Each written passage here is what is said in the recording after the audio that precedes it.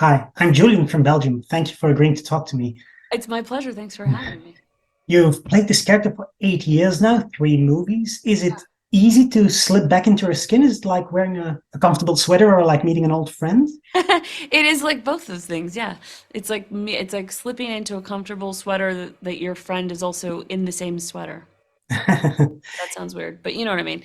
I think there's a comfortability that Mike and I have because we've been doing this for such a long time together that I think we do slip into those roles quite seamlessly. And also, I think because he and I talk about this, that there's I don't know. He and I have grown in so many ways over the course of making these films, and there's always some parallels between what the characters are going through and what we're going through, and also because I think we have had so much freedom to also co-author these characters, and now Mike has directed this one.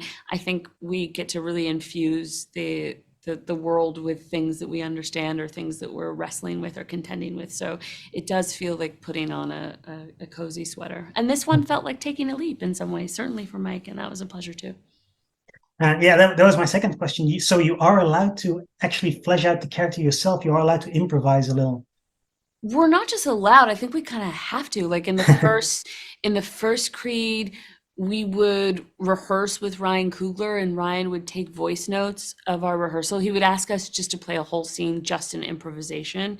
And that's actually the way I auditioned. It was fully, there was no written dialogue in any of those scenes. There were scenarios, and Mike and I would get together in our chemistry test and we would just um, improvise everything.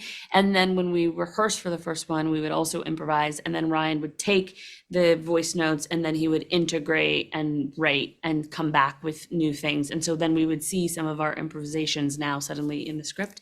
And then in the second one, again, we worked in a similar process with Stephen Capel, where he'd be like, "What do you think? How do you want to say this?"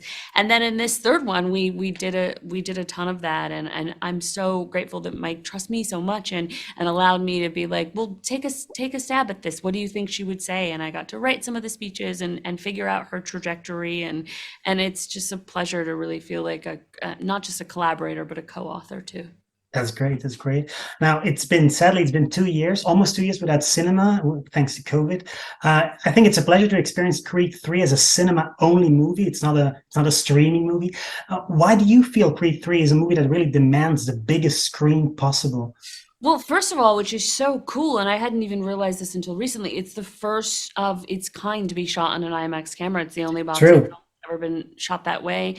I think what's so fun and fresh about this Creed is it has its own visual language. You can really see so many of Mike's influences, which are comic books and anime, and there's something really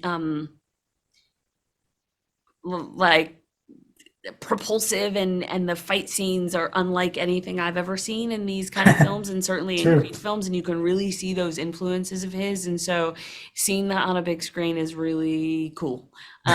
Really, really cool. And also just, I don't know, I've been seeing so many movies in the cinema, not even movies that you like quote need to see in theaters, but just the experience of being there with an audience. It's something that I just so deeply missed. So I'm really excited about the idea that people will be coming back to the theaters. And obviously I know we're still in tough times, but the idea that people might, take the leap and come and rejoin a cinema to see our film really makes me so happy, because I know my first experiences back into the theater really felt so good.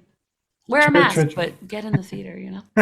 True, I agree. Now, I'm a big fan of the previous one. Also, your soundtrack was amazing, so thanks for that. Yay, thank you. Did you also have the chance to write your own song for this third one, the songs we hear as a producer? Your character is a producer now? As a producer on this round, no, because what it's been very intentional actually. The first Creed, there was this idea of Bianca really as like a bedyard in her bedroom artist, that she was totally self-produced, and one of the imperatives for Ryan Coogler is that whoever played Bianca was going to write that music and perform that music, and so that's what I did.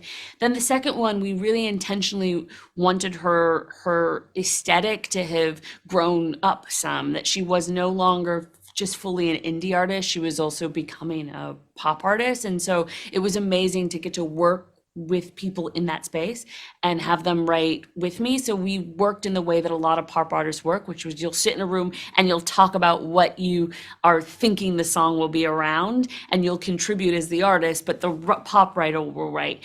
And then now in this installment, there's this idea that really she has become now that pop writer. And so we needed a pop writer to come in and do that, and it's been a pleasure to sort of see her trajectory, you know, shift, and I've gotten to understand the music industry in different ways via that. Miss Thompson, I have to wrap it up. Thank you very much for your time, and congratulations on Creed 3. It's a Thank you blast. so much. Thank you. Thank you. Have a nice day. Thank you, you too.